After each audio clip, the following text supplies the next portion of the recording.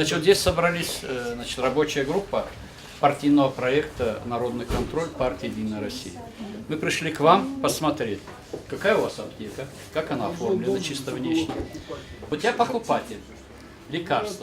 Хочу сравнить, цена соответствует государственному оговоренной или нет.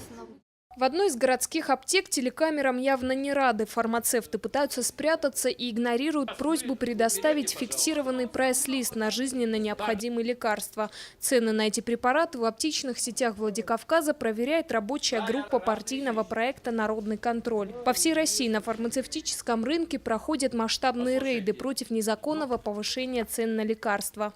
Спрашиваю, почему у вас в аптеке нету реестра для покупателей? Ну вот девочки не показывают.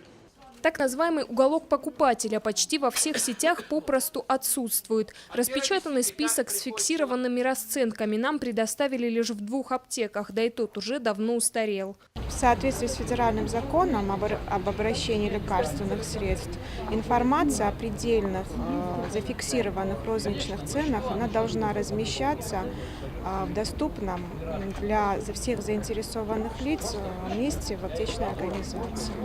С 1 марта этого года список жизненно необходимых лекарственных препаратов в стране был расширен на 50 позиций. Почти 70% этого перечня производится в России, и отпускная цена должна быть приемлемой. Но дело в том, что фармацевтические субстанции, сырье для изготовления лекарственных средств местные производители закупают за рубежом. Поэтому в сложившейся экономической ситуации взлет цен неизбежен. Если кто-то решит нажиться на потребителях, инициативная группа должна будет сообщить о нарушителях в соответствующие органы.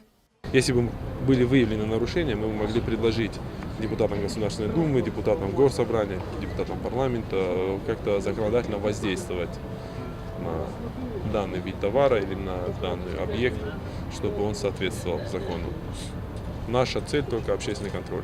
Проверка показала, что в ценовой политике никаких нарушений нет. Стоимость многих лекарств даже ниже, чем в официальном перечне. Например, предельная цена на противовирусный препарат Кагацел 262 рубля, но в аптеках города она не превысила 240. Решение, установившее предельные розничные цены на жизненно важные лекарства, работает, но плохо администрируется. Аптеки обязаны вывешивать листы с четким перечнем всех лекарственных препаратов и конечных цен, которые должны дойти до потребителя, чтобы избежать жалоб и непонимания со стороны граждан. Тамила Хамицаева, Фатима Макиева, Евгений Маркин, Осетия ТВ.